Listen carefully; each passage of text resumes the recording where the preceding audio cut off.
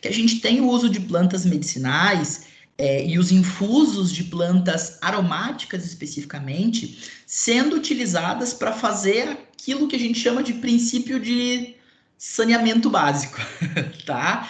É ali que a gente tem aquela divisão dos sexos, né? Banheiro masculino, banheiro feminino, vem lá da Grécia. Os homens faziam as suas necessidades em latrinas, né? Um do ladinho do outro, especificamente. A água do rio era canalizada por baixo disso para remover esses dejetos. Não se conhecia microbiologia naquela época, mas se sabia que as sociedades sobreviviam melhor longe dos seus dejetos, né? Adoeciam menos nesse processo. E os infusos de plantas aromáticas eram utilizados no intuito de lavar as áreas íntimas, né? E as mãos dessas pessoas, porque se melhorava a qualidade de vida deles, né? Se perpetuava um pouquinho mais esse processo. Inclusive, na Grécia, a gente tem os banhos comunitários, né? Aquelas piscinas gigantes, onde os homens se banhavam e as mulheres se banhavam, e essas piscinas, elas possuíam uma grande quantidade de plantas aromáticas colocadas dentro delas, para que essa água se conservasse também por mais tempo, e para que esse banho, né, durasse mais tempo nessas pessoas, tá? Com isso, a gente também tem o crescimento desses grandes impérios. A gente consegue ver que, historicamente, foram impérios completamente poderosos, né? Porque, bom, eles eram mais resistentes de saúde, porque o conhecimento tradicional deles em relação a essa parte de plantas medicinais, ele era mais avançado, né? A gente tinha aí os óleos sendo utilizados para ungir o corpo dos guerreiros no intuito de trazer força para eles, né? A energia espiritual tanto dessas plantas quanto de também melhorar dores musculares, questões físicas, assim, curar ferimentos, cortes, contusões de uma forma geral, tá? Fora isso, também para embelezar as noivas e as mulheres no momento dos seus casamentos, torná-las mais sensuais, né? E a gente vai falar um pouquinho sobre isso, que nós temos óleos essenciais que, inclusive, mexem em quesitos hormonais. A gente tem o vetiver, por exemplo, que tem alguns compostos ali que imitam feromônios, então uma coisa super erótica, né? Então os óleos essenciais trabalhando também nesse quesito, tá? E aí o aroma como um símbolo especificamente. Por que como um símbolo? Se a gente for parar para pensar sobre os nossos sentidos, o olfato ele é um sentido muito subjetivo. Ele não é um sentido palpável. Dificilmente a gente sente um cheiro de alguma coisa e a gente consegue descrever com clareza aquilo que a gente está sentindo, né? Ele é algo muito subjetivo. E exatamente pelo fato de ser um sentido altamente subjetivo, ele faz com que a gente consiga acessar certos estados de consciência e de memória através do que a gente chama de memória olfativa, tá? A gente consegue atualizar alguns símbolos na nossa consciência aí através do uso dos óleos essenciais.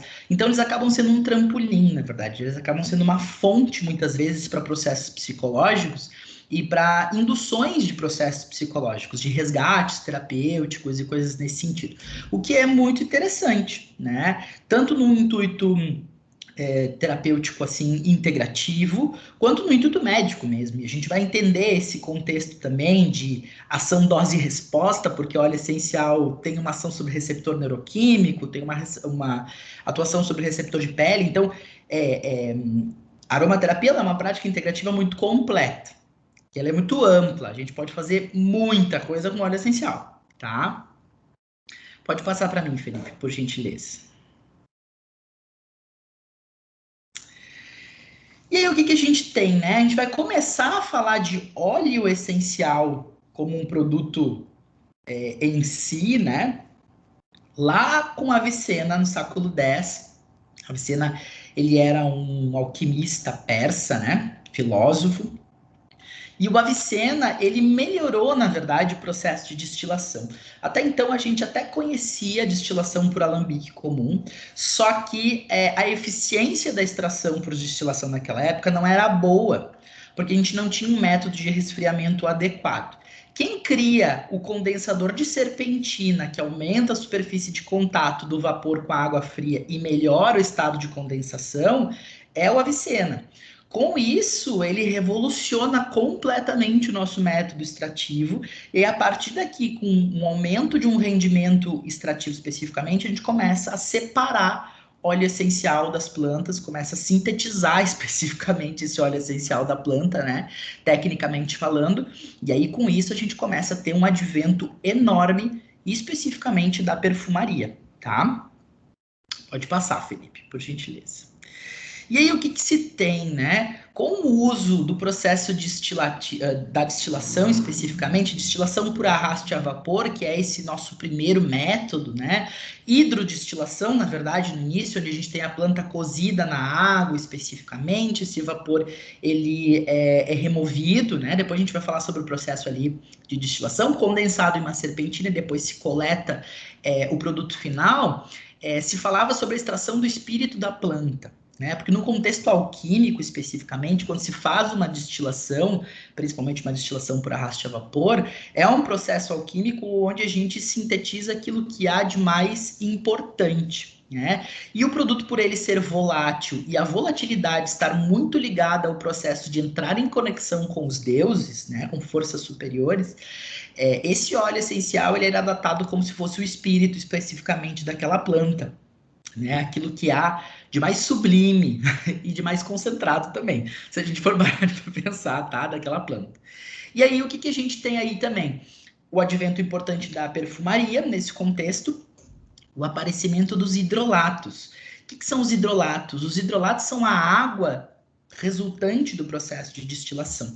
Aqui nessa imagenzinha a gente consegue ver um balão onde a gente tem um layerzinho de óleo essencial ali em cima boiando, tá? E aquele líquido meio turvo que tem embaixo é a água resultante do processo de destilação, que possui algumas moléculas em estado de solvatação por causa da pressão e do calor da destilação, tá? Essas moléculas geralmente são alguns ácidos orgânicos, alguns ésteres e alguns álcoois que são um pouco mais solúveis e eles ficam presentes nessa água, promovendo uma água perfumada, tá? Que tem pequenas concentrações de óleo essencial, mas esta água perfumada foi o que deu origem às águas de colônia especificamente, principalmente na França e da Espanha. Água de flor de laranjeira, água de rosas, né? Esses produtos, na verdade, eles são essa água proveniente da destilação das flores, tá? Com o estopim que a gente tem da perfumaria no século XII, especificamente na Itália, tá? Na verdade, a perfumaria ela surge na Itália, depois ela migra para a França com mais intensidade, daí da França a gente tem um contexto maior. E a gente pensa em perfumaria na Europa, por quê? A gente tem um continente com pouca água, pouquíssima água, tá? Banho é um pouco complicado, né? Saneamento básico era um pouco complicado também. Tanto é que a gente teve um monte de praga na Europa, que dizimaram um monte de pessoas por causa dessa questão de saneamento básico, né? Então se precisa utilizar alternativas para manter a sociedade minimamente capaz de conviver entre si, né? Com os seus dejetos, com os seus mortos se putrefando e com as pessoas e o seu CC, tá? Então a perfumaria surge aí importantemente nesse contexto, tá? Então até aqui, na verdade, a gente está falando de óleo essencial sendo extraído no intuito bem cosmético, perfumaria, tá? Claro que estava na mão de altas castas também, que a gente está falando de um processo social alto, né? Reis, rainhas, duquesas, marqueses, né? Tinham acesso a esses produtos porque eram produtos caros, eles precisavam de um processo tecnológico, precisava de uma extração, né?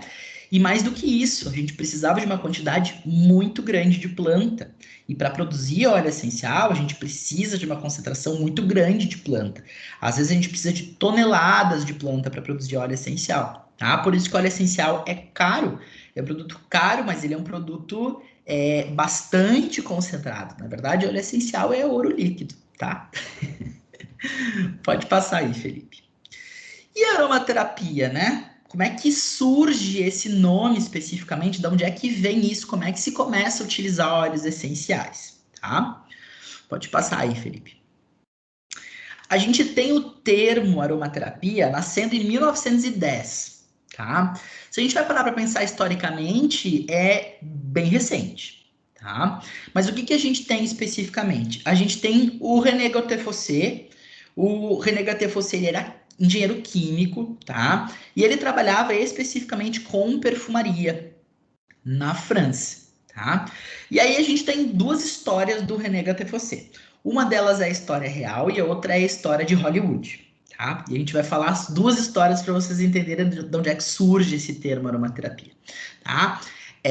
Vamos começar com a história Hollywood antes, né? A história Hollywood diz que o Gattefossé estava em um belo dia no seu laboratório destilando, né, produtos em um alambique. Esse alambique ele aumenta a sua pressão, explode nele, né? E ele tem uma queimadura importante no seu braço, e aí ele sai com o braço pegando fogo e enfia o braço num tonel de óleo essencial de lavanda e ele milagrosamente cura o seu braço queimado, tá? Essa é a história Hollywood. Agora a gente vai para a história real, tá? A história real, na verdade, é que realmente ele sofreu um acidente de laboratório, uma destilação com alta pressão. Ele fez uma queimadura no braço e ele teve uma necrose gaseosa por Klebsiella, tá? E ele estava a ponto de perder este braço. Ele fez os tratamentos que eram necessários naquela época, antibióticos, né? Então, o que acontecia aí no meio desse contexto? Ele começou a utilizar por si mesmo, especificamente, o óleo essencial de lavanda de forma tópica para tratar as suas lesões. Por quê? Porque havia informações na fitoterapia, especificamente, que traziam propriedades antimicrobianas da lavanda, tá? Ou propriedades cicatrizantes, na verdade, da lavanda, especificamente. E ele pensou, bom, se o óleo essencial é nada mais, nada menos do que um tipo de extrato mais concentrado, vou usar, eu vou perder o braço de qualquer forma, tô a ponto de morrer, então vamos tentar, né? E ele faz esse processo especificamente e ele consegue não amputar este braço, ele consegue ter um tratamento a ponto de não chegar ao nível de amputação. E isso dá um estopim na cabeça dele, especificamente, de parar de pensar em óleo essencial só no intuito de cheiro e de perfume, e de olhar para o óleo essencial como um produto potencialmente ativo para um contexto de saúde. Tá? E aí, por isso que ele cria o nome aromaterapia, né? Que seria a terapia através desses aromas. E ele cria um livro, o primeiro livro de aromaterapia, que se chama Aromaterapia, os Hormônios Vegetais. Ele fala como se o óleo essencial fosse um hormônio vegetal especificamente. E na verdade, os metabólitos secundários, eles são parecidos com hormônios vegetais. A gente não pode dizer que não, né? Eles têm uma carinha de hormônio vegetal mesmo. Então, ele a partir daí começa a desenvolver as suas pesquisas especificamente em uma aromaterapia bastante clínica e bastante médica, tá? O uso de óleos essenciais prontamente para processos de saúde, principalmente nos processos infecciosos inicialmente, que era a demanda da época, tá? Bem em seguidinha dele aí, 1920, mais ou menos, 1930, que a gente tem período de guerra, a gente tem o Dr. Jean Volney. Jean Volney era médico e ele tratava soldados feridos de guerra com óleos essenciais, tá?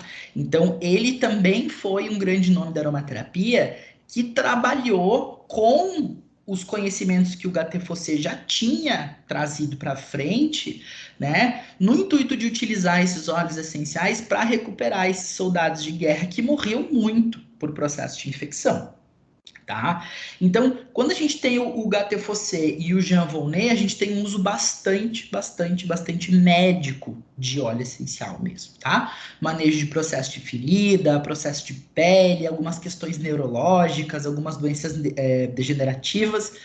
Claro que com aquele parco conhecimento que se tinha na época em relação a esses processos, mas aqui a gente tem um contexto bastante médico, tá? Que é a parte da França especificamente, que de uma forma meio que equivocada, a gente vai falar sobre a escola francesa de aromaterapia, tá? Que é essa escola mais tecnicista, mais médica, de um uso, inclusive de uso oral de óleos essenciais, mais medicamentoso, tá?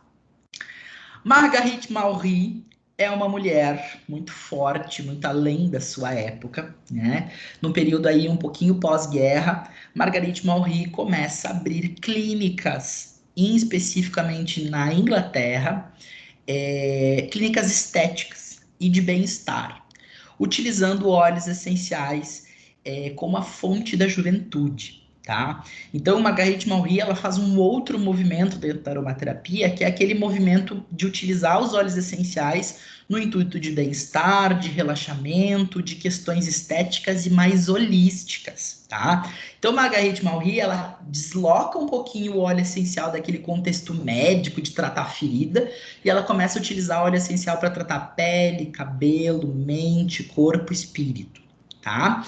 E aí surge-se, então, né, a escola inglesa de aromaterapia, tá? De uma forma muito equivocada, se separa a aromaterapia em escola francesa e escola inglesa, tá? A aromaterapia é uma coisa só.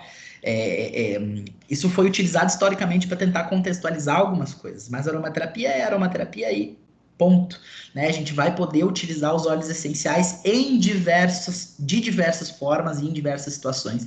Isso faz com que a aromaterapia seja ampla e a gente dividir ela em uma escola ou outra limita o processo, né? Limita o uso dos óleos essenciais, tá?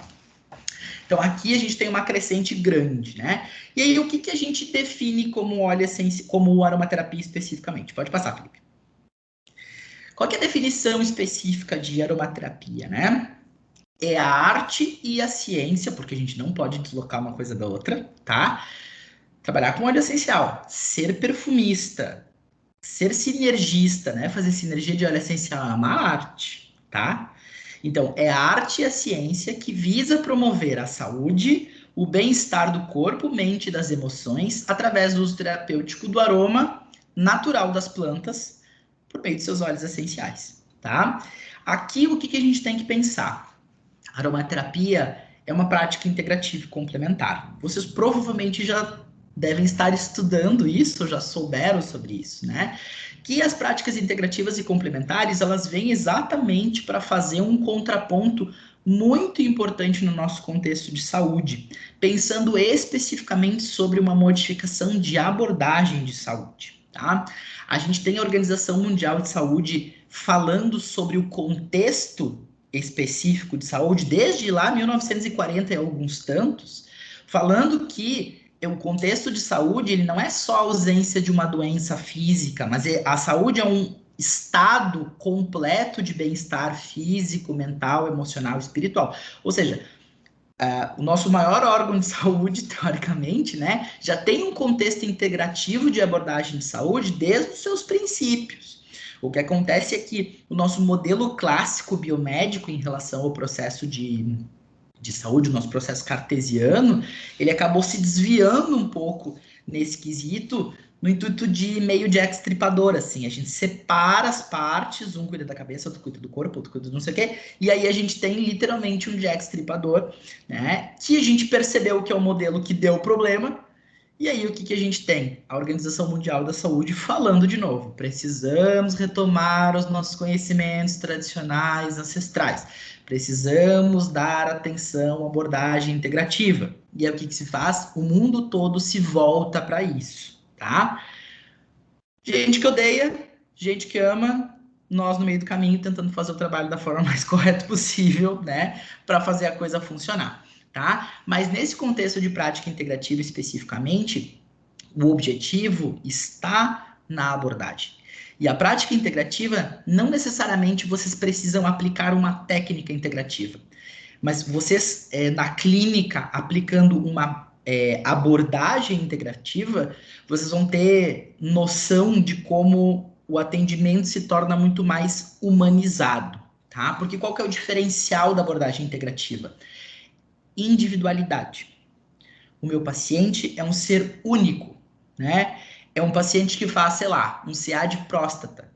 Tem vários homens que fazem um CA de próstata. Todos eles são diferentes entre si. O tratamento é individualizado para aquele ser que faz aquele CA de próstata, tá? Então, assim, essa é a diferença da prática integrativa. A gente pensa quem é a pessoa que faz essa doença, quem é a pessoa que produz, quem está doente nesse momento. Eu tenho que entender um universo todo que é particular daquela pessoa.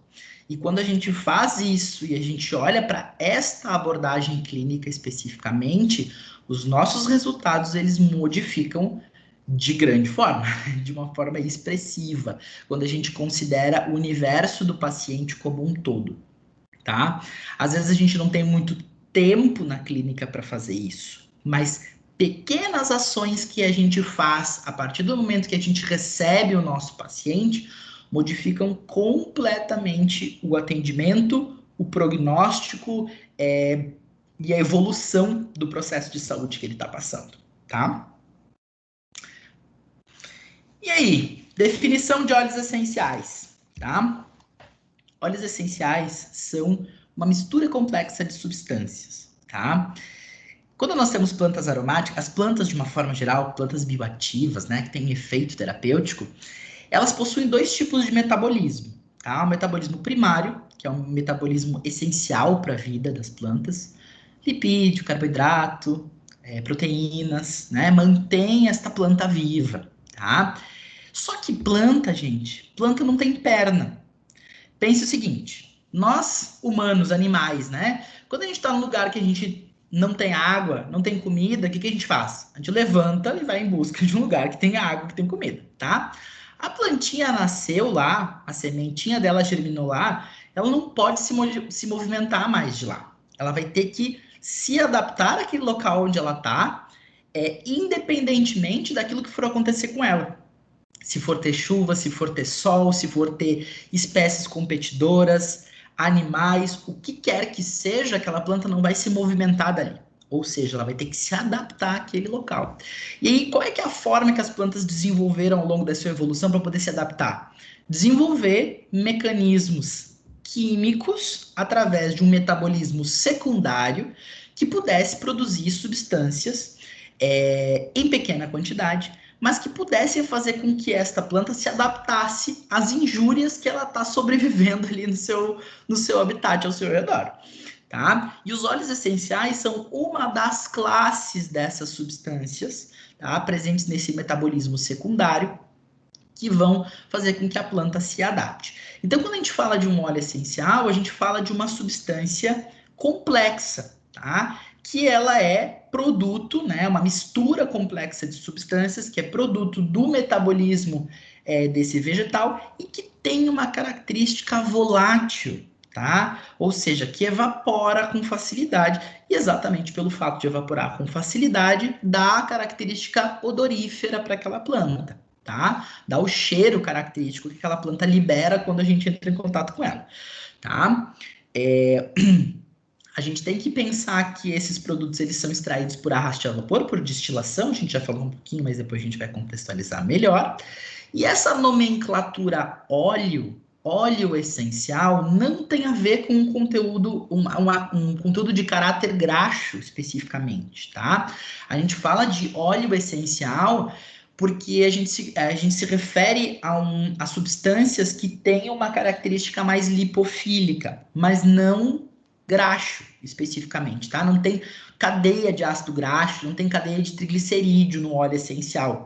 Quando a gente fala de ácido graxo e de triglicerídeo, a gente vai estar falando de óleo fixo, né? Que são aqueles óleos, por exemplo, que estão nas sementes oleaginosas, óleo de amêndoa, óleo de soja, né? Óleo de castanha. Aí nós estamos falando de conteúdo lipídico especificamente, tá? Quando a gente fala de óleo essencial, a gente vai estar falando de conteúdo volátil, de bastante baixo peso molecular, né? Moléculas bem pequenininhas. E a gente vai estar falando basicamente de monoterpenos, sesquiterpenos, tá? Que são moléculas pequenas. Monoterpenos aí a gente vai ter em torno de 10 carbonos, depois sesquiterpenos a gente vai ter em torno de 15 carbonos, né? E as suas alterações químicas, aí como monoterpenóis, por exemplo, né? Álcoois, ésteres, cetonas, tá? Substâncias que vão sendo produzidas que vão ter este caráter volátil e lipofílico também, que vão dar o odor característico destas plantas, tá? Pode passar aí, Felipe. Características principais desses óleos essenciais, tá? Então, voláteis, solúveis em solventes orgânicos, tá? Então, uma das características que a gente tem para identificar a qualidade desses produtos, tá? Quimicamente muito reativos, e isso vai dar um contexto terapêutico, mas também toxicológico bastante importante em relação a eles, tá? Terapêuticos em baixíssimas concentrações, então óleo essencial a gente não usa quilos e toneladas de óleo essencial. A gente usa bem pouco óleo essencial porque já é o suficiente, tá? Eles possuem odor e sabor, né? Que dão a característica de odor e sabor às plantas especificamente, tá? E eles têm um alto valor de mercado, tá? Por quê? Para produzir óleo essencial, a gente precisa de muita planta. Tá? O rendimento, a extração, ela é muito baixa. Quando a gente pensa, por exemplo, assim, em plantas que rendem muito óleo essencial, né? A gente pensa numa planta que, meu Deus, rende muito óleo essencial. Ela rende, por exemplo, 2% do peso em óleo essencial, tá? Aí a gente está falando de uma planta que rende, nossa, rende muito. Conseguir extrair 2% de óleo essencial é muito, tá? Então, assim, a gente está falando, por exemplo, de óleos, de ter produtos, né? Alguns tipos de óleos essenciais que têm valor mais alto do que a grama de ouro, né? A gente fala do óleo de flor de laranjeira custa mais, a grama do flor de laranjeira custa mais do que ouro especificamente. A gente está falando aí em torno de 22 gotas de óleo essencial, pensem, 22 gotas de óleo essencial, que equivale a 1 ml, a gente está pagando em torno de 350, quase 400 reais. Tá? Então, assim, a gente tem alguns óleos essenciais que, por esse rendimento ser muito baixo, o custo deles é excessivamente elevado. Tá? Pode passar aí, Felipe. E aí, a confusão de milhões que a gente precisa esclarecer. Óleo essencial não é essência, aromaterapia não é cheirinho, tá? Por quê? O óleo essencial é esta mistura complexa de substâncias extraídas a partir de plantas aromáticas, né? Pelos seus métodos extrativos específicos. O mais comum é a destilação por arraste a vapor. E esses óleos essenciais são utilizados no intuito terapêutico porque eles possuem moléculas bioativas que vêm desse metabolismo secundário dessas plantas aromáticas, tá? Esses óleos essenciais, eles podem ser utilizados como flavorizantes em indústrias, eles podem ser utilizados na perfumaria, sim, eles podem, mas eles possuem essas moléculas bioativas que vieram da planta e que têm uma ação específica sobre contextos fisiológicos e bioquímicos, tá? Quando a gente fala de essência, nós estamos falando de um produto sintético elaborado numa indústria, né? Tecnicamente elaborado em uma indústria, que tem por objetivo produzir um aroma agradável a algum tipo de preparação. Seja um cosmético, seja um produto saneante, seja um produto alimentício. E esses produtos, por eles serem tecnicamente elaborados em indústrias, eles não têm um efeito terapêutico, porque o objetivo deles não é ser terapêutico, o objetivo deles é flavorizar ou aromatizar algo, tá? Então, a gente não pode confundir isso porque não são sinônimos. Óleo essencial não é sinônimo de essência e essas coisas não podem ser trocadas. Eu não posso utilizar uma essência dizendo que eu estou fazendo aromaterapia, porque eu não estou. Né? Na verdade, eu estou me enganando. Aí sim eu estou fazendo o tal placebo, tá? Porque a essência ela não vai ter esse efeito terapêutico, mais do que isso, ela pode ter efeito tóxico também, principalmente pela via que eu vou administrar. O óleo essencial também tem efeito tóxico, tá? Mas assim, a essência mais ainda. Então a gente pensa, por exemplo, eu vou fazer uma inalação direta com óleo essencial de eucalipto para uma via respiratória. Beleza. Agora, se eu vou pegar uma essência de eucalipto e vou fazer isso, cara, broncoespasmo é certo que tu vai ter. Entendeu? Ou uma alergia respiratória, algum processo nesse sentido. Por quê? Porque aquela essência de eucalipto, ela não foi criada para ser terapêutica e nem para ser utilizada de forma de inalação direta. Ela foi feita para colocar num spray ou num desinfetante para lavar chão, tá? Então, assim, é bastante importante a gente contextualizar essas diferenças, porque isso gera muito problema. E a gente tem um problema grande em relação à venda desses produtos também, porque geralmente no lugar onde vende o óleo essencial também vende a essência. E muitas vezes a pessoa que vende não sabe essa diferença, né? E isso é uma das coisas que a gente tem feito bastante no Conselho de Farmácia, que é essa educação dos farmacêuticos especificamente, para educar eles na venda dos produtos no balcão da farmácia, né? Educar a equipe de saúde ali da farmácia para poder indicar o óleo essencial de uma forma adequada, correta e poder diferenciar o que é óleo essencial e o que é essência, tá? Para que a gente não tenha essas confusões acontecendo. Então, essa educação continuada a gente tem feito um monte, e eu tenho realmente corrido atrás aí para a gente poder botar isso de uma forma bem organizada, tá? Mas para os profissionais da área da saúde como um todo, que pegam pessoas que vão estar utilizando óleos essenciais, é importante a gente saber essas diferenças, o que que é óleo essencial e o que que é essência, tá? Pode passar aí, Felipe. E aí, gente? De uma forma bem técnica, tá? A gente não pode dizer que a planta tem óleo essencial. A gente tem que dizer que a planta tem volatiloma, tá? Por quê? Aquilo que a gente tem no frasquinho do óleo essencial especificamente não é exatamente aquilo que estava na planta, tá? Por que que não é exatamente? Porque a gente passa por um processo extrativo. Esse processo extrativo, ele considera pressão, ele considera temperatura e ele considera água, hidrólises, né? Então, nós vamos ter produtos que estão naturalmente na planta que vão estar modificados dentro do seu óleo essencial, degradados muitas vezes no óleo essencial. Isso não é ruim, tá? Nem sempre uma degradação molecular é algo ruim. Às vezes forma um produto, inclusive, de uma ação terapêutica mais potente, tá? Então, o que que a gente contextualiza? Que a planta possui um volatiloma, né? E esse volatiloma ele é extraído por um método extrativo específico. Esse volatiloma ele vai passar por oxidações, rearranjos moleculares e processos de degradação, e ele vai dar origem a um óleo essencial que a gente vai utilizar na terapêutica, tá? Os métodos extrativos principais que a gente tem aí, tá?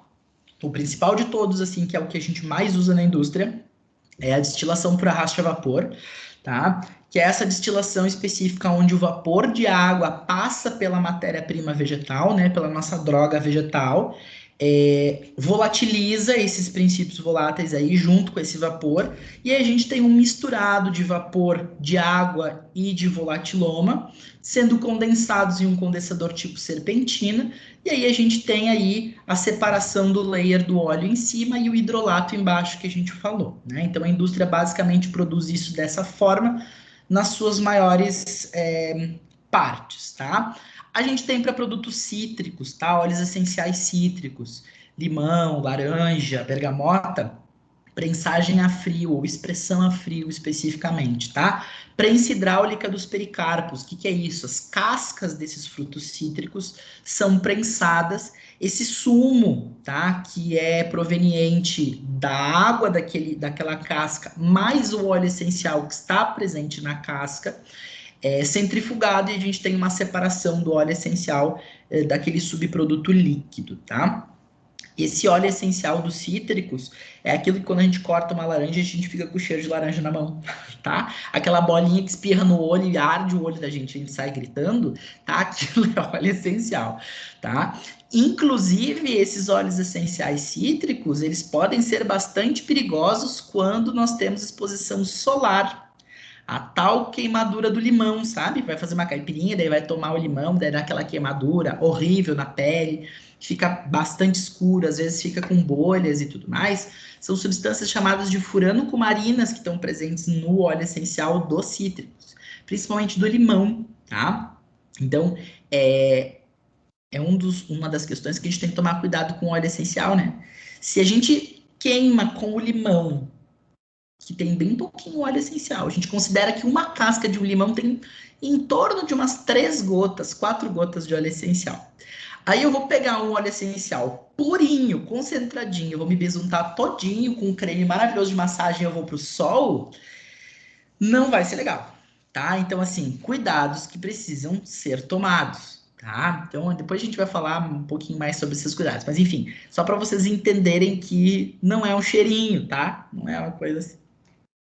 A gente tem uns outros tipos de extratos que a gente consegue tirar óleo essencial, que é por extração de supercrítico, tá? Fluido CO2. É um método de extração onde a gente usa gás carbônico em alta pressão e esse gás carbônico ele se transforma em líquido, tá? E esse líquido de gás carbônico especificamente, ele passa por essa planta, extrai esse óleo essencial que tá ali, ele arrasta alguns compostos um pouquinho mais pesados juntos. E quando a gente modifica essa pressão do gás, o gás volta a virar gás especificamente, né? E o nosso subproduto é aquele óleo essencial em estado puríssimo, tá? Então, na verdade, o CO2 ele não envolve temperatura, o que faz com que a gente tenha menos rearranjos, oxidações, e a gente tenha um produto que ele é mais parecido com o volatiloma que está lá na planta. Tá? Então, os óleos essenciais que são extraídos por CO2, eles têm uma qualidade maior no intuito de serem mais parecidos com a planta especificamente, tá? Terem compostos que são mais parecidos com a planta, e às vezes, terapeuticamente, isso faz uma gigantesca diferença, tá? Por exemplo, gengibre, né? Óleo essencial destilado de gengibre não tem gengirol, que é uma substância que está no CO2 e que é uma substância importantíssima, por exemplo, para a gente fazer alguns manejos relacionados à cinetose, por exemplo, né? Labirintites, coisas nesse sentido. Se a gente não tiver gengirol, não vai rolar tratar labirintite com aquele produto, tá? Se tiver, a gente consegue pegar isso. Então, aí a gente tem algumas questões que são pontualmente importantes na terapêutica, tá? A gente tem as extrações por solvente também, as eflorragens, que é a extração com gordura. A gente não vai entrar em muito detalhe, porque são processos extrativos que já não são mais utilizados em grande quantidade. Eles dão origem a produtos que nós chamamos de absolutos ou concretos, e eles são muito mais utilizados na parte de perfumaria especificamente, não tanto na terapêutica, tá? E as vias de ação da aromaterapia, tá? Como eu falei para vocês, a aromaterapia é uma prática super ampla, ela é muito ampla, tá? Por quê? Porque os óleos essenciais, eles podem ter várias vias de atuação. Via física, quando a gente pensa em contexto dose e resposta bem alopático, tá? A gente está falando de produtos extremamente concentrados, que são super potentes, tá? E que têm ação física sobre receptores, sobre mecanismos fisiológicos e bioquímicos, pelas suas vias de administração, que a gente vai falar depois, tá? Fora isso, a gente tem todo um contexto psicoemocional do uso dos óleos essenciais, a evocação das memórias olfativas, que a gente falou antes. Um exemplo clássico de evocação de memória olfativa é cheiro de laranja, por exemplo, né? De uma forma geral, todo mundo tem uma boa experiência com o cheiro de laranja. Uns vão lembrar da casa da avó, outros vão lembrar da casa da praia, outros vão lembrar de não sei o quê. Por quê? O cheiro é atrelado a uma memória. E a gente pode utilizar esses gatilhos emocionais para tratar questões de cunho psicoemocional, tá? Cheiro de café, um outro exemplo, cheiro de pão recém-assado, né? Cheiro de flor, que era o perfume da avó ou era o perfume da mãe, né? Pode ser uma evocação positiva, pode ser uma evocação de saudade, pode ser uma evocação negativa, né? Vai depender muito do contexto que a gente está falando. Um outro exemplo clássico é o cipreste. Cipreste é utilizado nas coroas fúnebres, né? Geralmente as árvores de cipreste estão envoltas nos cemitérios, então aquele cheiro de cipreste, ele geralmente está atrelado aos contextos de morte e à parte arquetípica da morte também. Então, geralmente a gente usa o cipreste para trabalhar as questões relacionadas ao luto, especificamente, tá? Então, isso também é evocado dentro de um contexto da psicoaroma quando a gente usa os óleos essenciais.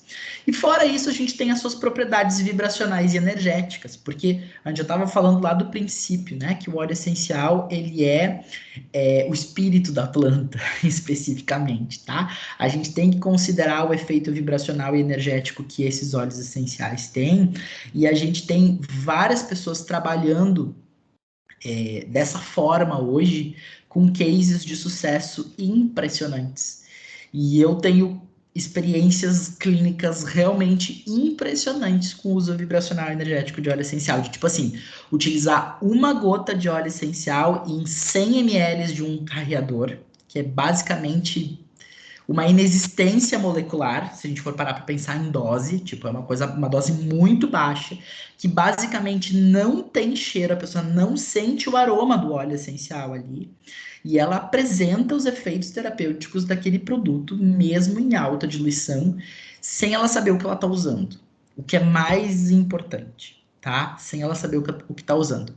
Eu sou uma pessoa que eu tenho um contexto, assim, de crenças espirituais bem fortes, de uma forma geral, mas, gente, eu sou farmacêutico, né? Eu fiz mestrado, sou toxicologista, aquela coisa que, assim, não foge do lógico. Às vezes a gente fica se questionando como é que isso está funcionando, entendeu? Da onde é que a pessoa soube que esse negócio trabalhava isso e ela está sentindo esse negócio? A gente não sabe explicar. mas nem tudo a gente sabe explicar. E a ciência é exatamente isso, não saber explicar. A ciência está aí, em não saber explicar. Porque se a gente soubesse explicar tudo, a gente não precisava ser cientista. Entendeu? A gente só é cientista porque a gente tem dúvida. E porque a gente não entende como é que as coisas funcionam, entendeu? Só que o fato de não entender como que as coisas funcionam não significa que elas não existam. Significa que nós estamos num nível de ignorância que nós ainda não descobrimos o como que aquilo funciona, tá? Então a gente precisa diferenciar isso entre o não existir ou eu não saber, tá? Porque isso é um problema da nossa ciência, né? Se eu não sei, logo não existe. Né? Isso não é um paralelo real, tá? Significa que nós ainda não aprendemos tudo do universo, porque nós somos babies, especificamente. Se a gente for para pensar em tempo humano de existência, né? Nós somos bebês perante o universo e perante a existência. Então a gente não sabe de nada, a gente está começando, tá? A gente é principiante. Vias de administração, tá? 3 principais vias de administração de óleos essenciais. Via tópica, aplicação corporal dos óleos essenciais, enfim, né? Via tópica exige obrigatoriamente carreamento. O que é isso? Óleo essencial não é utilizado de forma pura. Óleo essencial é utilizado de forma diluída. A gente dilui o óleo essencial em base carreadora. O que é uma base carreadora? Gel, creme, óleo vegetal, enfim, né? A gente tem diversas formas de carrear esses óleos essenciais. Para quê? Para a gente ter um efeito superficial, tegumentar, para a gente ter permeação cutânea e chegada em corrente sanguínea com agente de permeação, por exemplo, em musculatura para um efeito anti-inflamatório, em joelho para artrite reumatoide, enfim, várias situações que a gente pode modular por via tópica, tá? Considerando que a gente nunca vai utilizar esses óleos essenciais de forma pura, por quê? Reações de sensibilização, tá? Óleo essencial é muito concentrado, nós temos algumas classes químicas dentro dos óleos essenciais que promovem reações graves de hipersensibilização e a gente vai falar um pouquinho mais sobre elas depois, tá? Então, via tópica é uma via super efetiva, super eficaz, que a gente tem que ter alguns controles. Então, óleo essencial, por via de regra, dilui, dilui e dilui. E não é tipo assim, diluição de 50%. Não, não. A gente está falando de uso de 0,5%, 1%, 2% de óleo essencial, no máximo 5% de óleo essencial para aplicações localizadas em casos graves ou casos agudos, tá? A gente está falando de doses bem baixas de produto, tá? Via inalatória, gente, aromaterapia. A principal via de administração de óleos essenciais é olfativa, tá? É por via inalatória. E por que via inalatória? É a nossa chave para o sistema nervoso central e para todo e qualquer tipo de modulação relacionada ao sistema nervoso central, tá?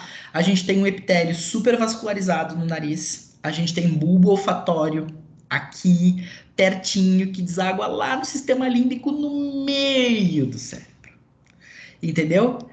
Quer uma via melhor do que essa para trabalhar com o sistema nervoso central? Gente, prestem atenção. A gente tem antidepressivo sendo administrado por via intranasal, tá? Por quê? Não tem metabolismo de primeira passagem, a gente não perde produto, a gente não tem toxicidade, a dose pode ser menor, tá? Então, assim, efeito inalatório de óleo essencial não é placebo, tá? É super facilmente explicável. São moléculas super pequenas, são moléculas super lipofílicas, a absorção delas é basicamente imediata, tá? Então, assim, a melhor forma de administração de óleo essencial para questões relacionadas ao sistema nervoso central é inalatória. Vai modular a ansiedade, vai modular estresse, vai modular questões relacionadas à depressão, inalatório, entendeu? Transtorno de déficit de atenção, hiperatividade, inalatório. A gente não vai pensar em tópico, a gente não vai pensar em outra forma, a gente vai pensar em inalatório. Por quê? Menor dose, não tem metabolismo de primeira passagem, diminuímos toxicidade, o efeito muito mais direto, tá? Uso oral. Gente, pelo amor de Deus, tá? Vamos tomar muito cuidado com o uso oral de óleo essencial. Óleo essencial não é drops de menta. Óleo essencial não é tic-tac para ficar pingando na boca, pingando na água, pingando não sei aonde, enfiando em cápsula e tomando um monte de gota de óleo essencial, tá? Lembre o seguinte, fígado e rim morrem silenciosamente, tá? Quando a gente tem sintoma de fígado intoxicado ou de rim intoxicado, a pessoa está com uma cirrose. Quando o rim começa a dar sinal de que ele está com um problema, a pessoa está com falência, tá? Então, assim, ai, mas eu tomo e não dá nada. Não dá nada hoje, amanhã vai dar, entendeu? Porque isso é intoxicação crônica. A gente tem que entender que óleo essencial, para ser administrado de forma oral, precisa, primeiro, de um profissional que saiba o que está fazendo. Ele precisa te acompanhar, ele precisa te prescrever dose, intervalo, tempo, forma farmacêutica de administração e via de administração. Ele tem que conhecer tudo isso. Fora isso, ele tem que considerar a fitoquímica do óleo essencial, o quimiotipo do óleo essencial, o metabolismo desse óleo essencial, comorbidades que essa pessoa tenha antes. O cara sabe tudo isso. Se ele sabe tudo isso, ele pode te prescrever óleo essencial. Se ele não sabe, ele está sendo negligente, tá? Não há outra resposta para isso. A resposta certa é essa, tá? Ou ele domina todos esses assuntos de farmacocinética, farmacodinâmica, farmacognosia e fitoterapia, enfim, todo o contexto de plantas medicinais relacionadas à parte de óleo essencial, ou ele não sabe o que ele está fazendo, tá? Para te indicar uso oral. Por quê? Toxicidade, ela existe, interação medicamentosa, ela existe, efeito adverso existe, reação ao uso do produto existe, reação anafilactoide existe. E não é rara, tá? A reação anafilactoide para uso oral, principalmente quando não se há uma forma farmacêutica adequada, se pinga óleo essencial debaixo da língua direto, pelo amor de Deus, tá? Não façam isso, não estimulem isso. Quando vocês veem uma pessoa fazendo isso, digam para ela parar imediatamente e consultar um profissional adequado para saber o que tem que ser feito, tá? Óleo essencial se popularizou, óleo essencial começou a ser registrado como flavorizante. Flavorizante significa que ele pode ser pingado em pequenas concentrações para aromatizar pratos culinários. Tipo assim, em uma jarra de 2 litros de suco, vou pingar uma gota de óleo essencial. Isso é um flavorizante, tá? Beleza, sem problema nenhum, um flavorizante. Agora, uma coisa muito diferente disso é eu pingar 5 gotas de óleo essencial direto na boca. Isso não é flavorizante. Pingar 5 gotas de óleo essencial dentro de uma cápsula e engolir. Isso não é flavorizante. E não foi para este uso que os óleos essenciais foram registrados como flavorizantes, tá? Então, a gente precisa tomar cuidado porque nós temos algumas empresas no Brasil que vieram para o Brasil com um apelo comercial forte e importante, com marketing super agressivo em relação a isso, fazendo algumas propagandas que são completamente racionais, tipo lavar a louça com óleo essencial de limão. Gente, pelo amor de Deus, louça a gente lava com detergente, a gente não lava com óleo essencial, entendeu? Óleo essencial é um negócio que pensa quanto limoeiro caiu para fazer aquele tubinho de óleo essencial para lavar lá teu prato. Gente, lava o prato com detergente, entendeu? Ah, não, eu vou utilizar óleo essencial para desinfetar o meu banheiro. Cara, banheiro a gente desinfeta com desinfetante, não com óleo essencial. Entendeu? O óleo essencial não tá lá para isso. Cadê a consciência ambiental? Pensa quanta planta morreu para aquele tubinho para tu botar no vaso porque o cheiro tá ruim. Entendeu? Então, a gente tem que ter essas consciências que não passam pela cabeça das pessoas. Às vezes aquele processo meio good vibes demais, assim, de tipo, eu quero ter uma vida super natural, e daí eu não vou usar mais nada que não seja natural, e daí eu vou começar a trocar o meu desinfetante por óleo essencial. Gente, você está sendo completamente antinatural aí, tá? Tu tá matando um monte de planta para botar no vaso sanitário. Então, assim, racionalidade de uso, faz sentido aquilo que eu estou usando? Não faz sentido, não vou usar, então a pessoa que me indicou esse produto, ela sabe o que ela está fazendo?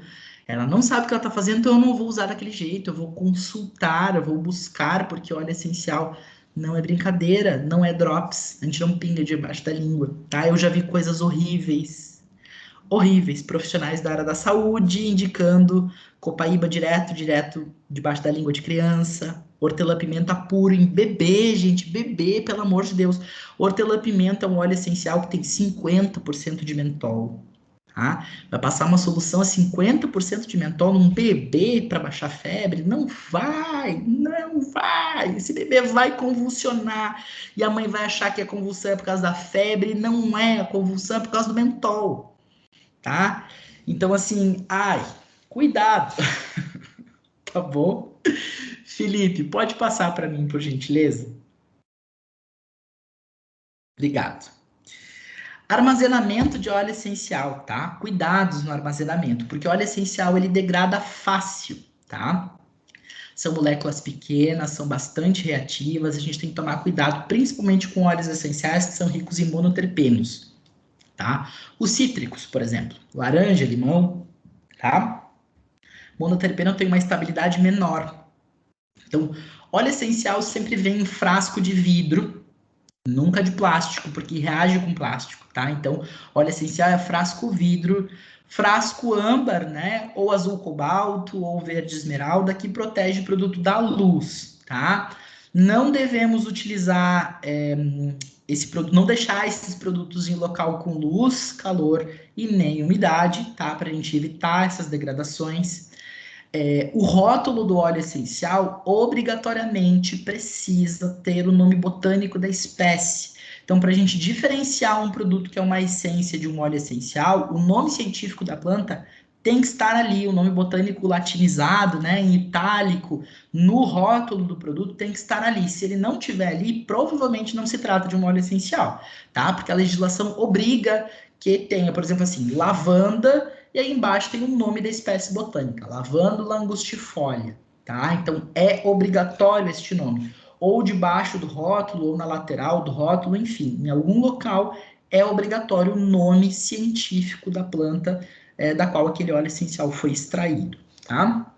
Alguns lugares eles têm provadores, tá? Provadores olfativos. Quando a gente pega um provador olfativo de óleo essencial, a gente não pega o provador e esfrega na pele aqui, tá? Porque é óleo essencial concentrado, é puro, a gente não usa óleo puro na pele, tá? Então, provador olfativo, a gente só inala e não pinga o negócio na gente, tá? Pode passar, Felipe. Como são produtos que nós falamos que rendem pouco, tem um alto preço de mercado, eles podem ser adulterados e falsificados, tá? Para baratear o preço e vender mais. Fiquem de olho nos valores. Produtos com custo muito baixo, muito discrepantes, eles são provenientes de adulteração e falsificação. A gente tem claro isso, a gente pega umas coisas absurdas no mercado assim, né? Por exemplo, assim, a faixa de preço de óleo essencial de lavanda é em torno de R$ 55 a R$ 75. Aí tu vê um fornecedor de lavanda que vende a R$ 25 10 ml. Aí, cara, é metade do preço.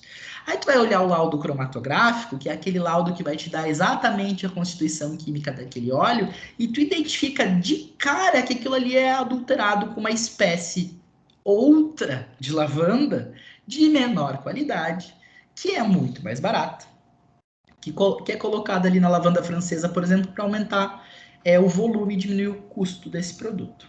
Tá? Então, a gente que trabalha nessa parte mais técnica, assim, que consegue olhar para o laudo da cromatografia, a gente consegue saber quando o produto está adulterado ou não, tá?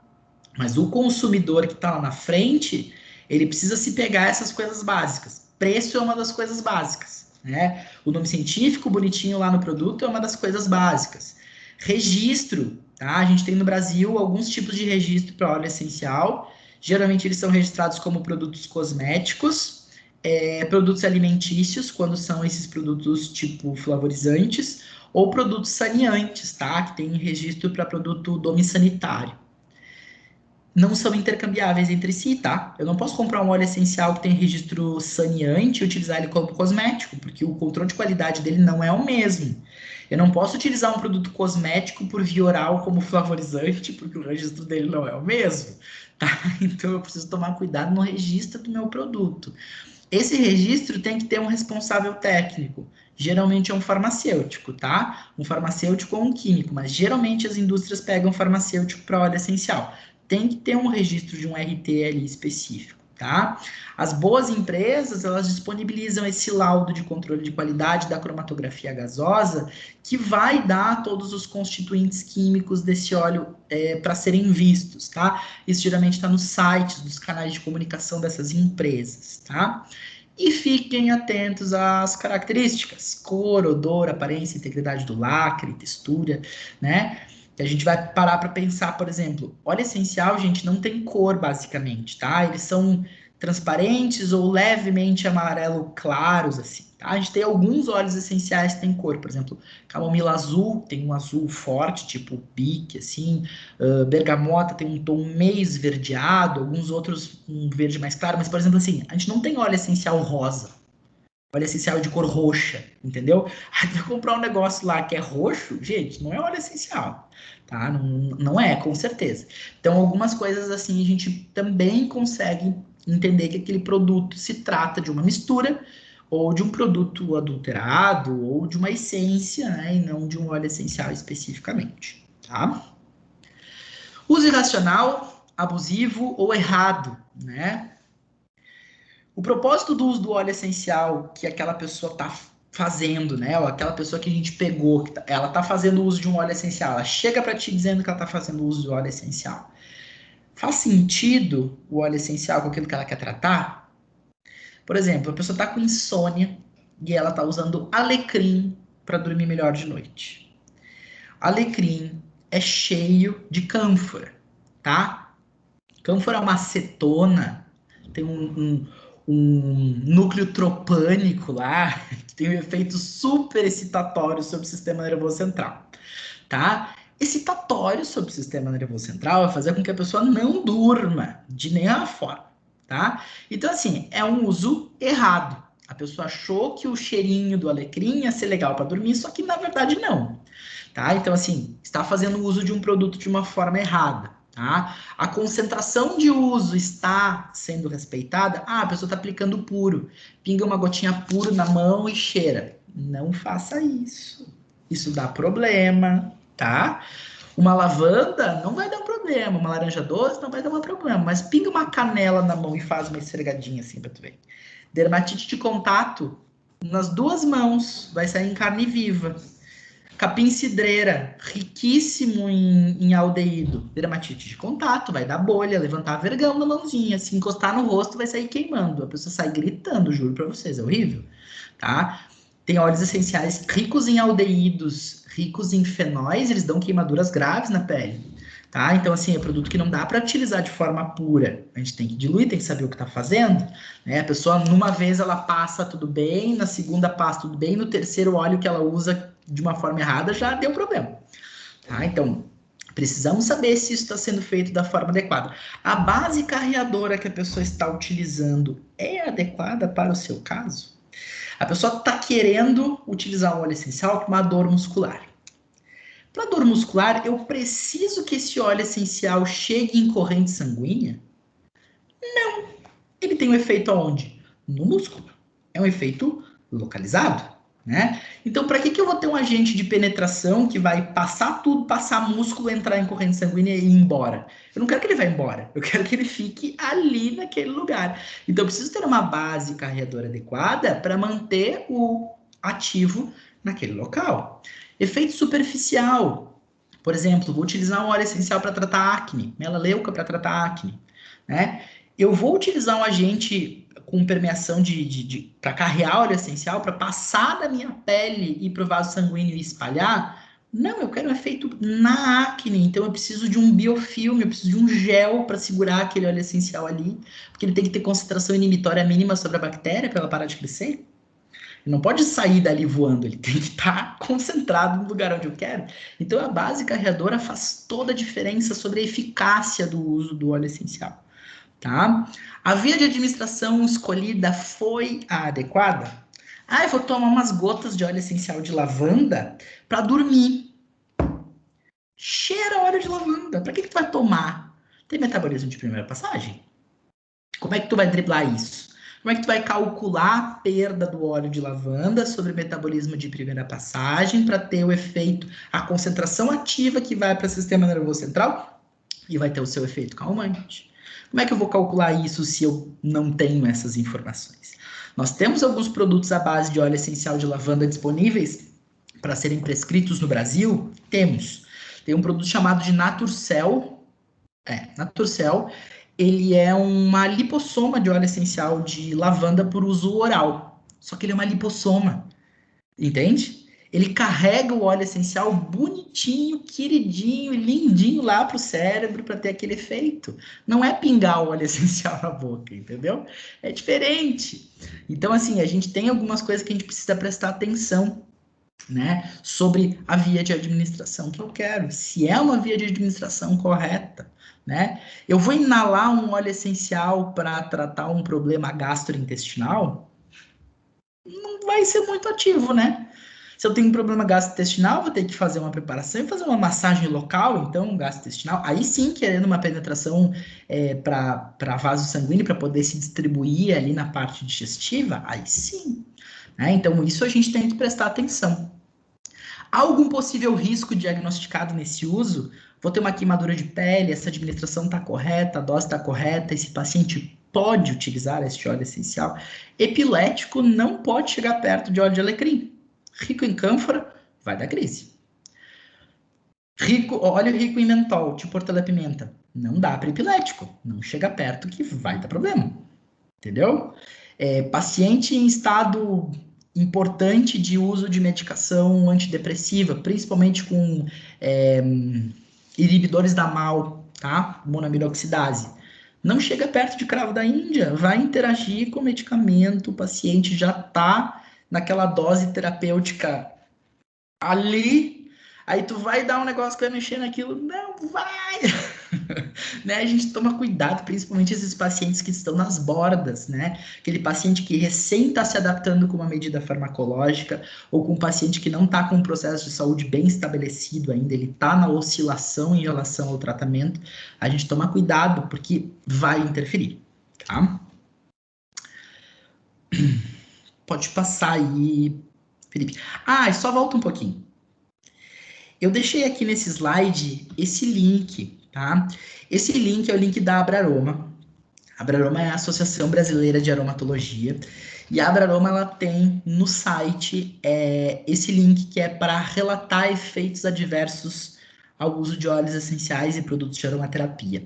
Tá? Então, todas as vezes que os profissionais diagnosticam ou encontram um efeito adverso, uma reação adversa ao uso de óleos essenciais, isso pode ser relatado lá na Abraroma e depois a gente faz os levantamentos desses dados para poder serem publicados, tá?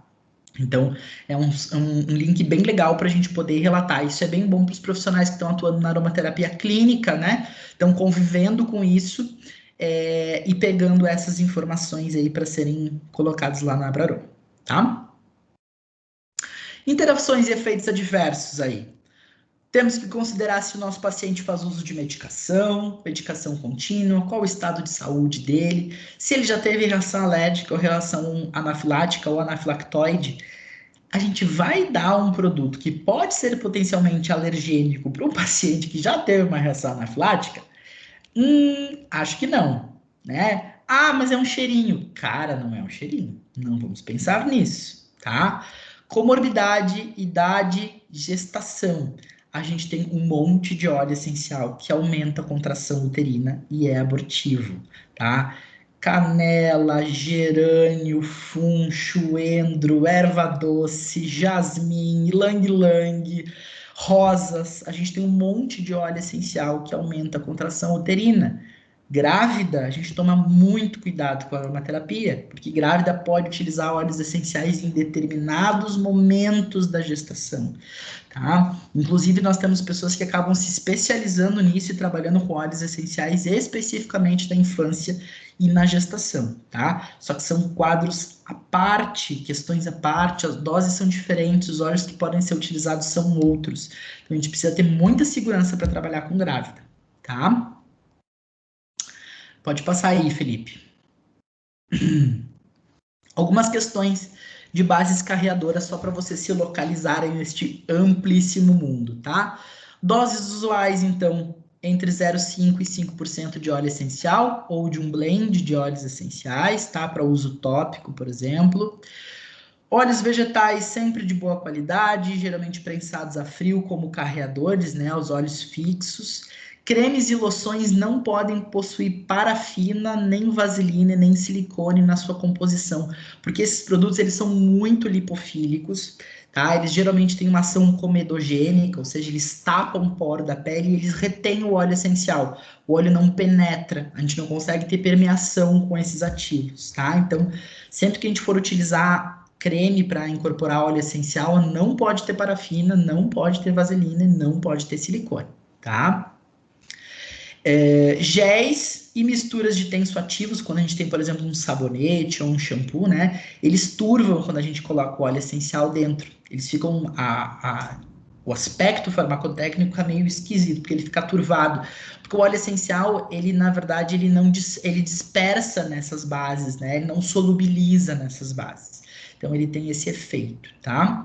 Óleos vegetais ricos em lauratos, como, por exemplo, o óleo de coco, né? Os triglicerídeos de cadeia média do coco, são promotores de penetração, ou seja, fazem com que o óleo essencial entre e vá para a corrente sanguínea, tá? Então, quando a gente usa óleo de coco como base, ele desestrutura a barreira lipofílica da pele e ele faz com que o óleo essencial corra bastante. E a gente tem uma penetração bem importante desse óleo essencial para a corrente sanguínea, tá? Etanol também é um excelente agente de penetração. O etanol faz com que o óleo essencial vá fundo e entre em corrente sanguínea, tá?